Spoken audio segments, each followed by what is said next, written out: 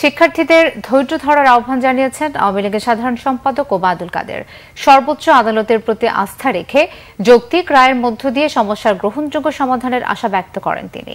ধানমন্ডিতে এক সংবাদ সম্মেলনে তিনি এসব কথা বলেন। ওবায়দুল কাদের বলেন, সরকার তো কোটামুক্ত পদ্ধতির সিদ্ধান্তই নিয়েছিল, সরকার এখনও সেই অবস্থানেই রয়েছে। আন্দোলনরত বিশ্ববিদ্যালয়ের শিক্ষকদের সাথেও যোগাযোগ রয়েছে উল্লেখ করে অচিরেই সেই সমস্যার সমাধানের আশাবাদও ব্যক্ত করেন তিনি।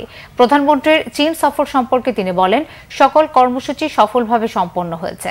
বেইজিংয়ে রাত্রি যাপনের কথা থাকলেও প্রধানমন্ত্রী তা না করে আজ রাতেই দেশে চলে আসবেন বলেও জানান ওবায়দুল কাদের।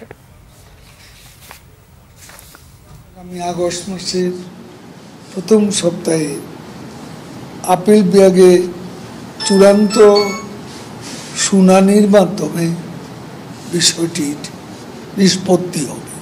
আন্দোলনকারী শিক্ষার্থীদের ধৈর্য ধারণ করতে বলবো।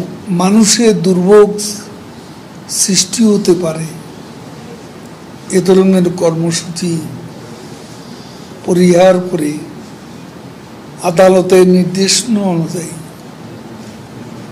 যার শিক্ষা প্রতিষ্ঠানে ফিরে যাওয়ার অনুরোধ করছি।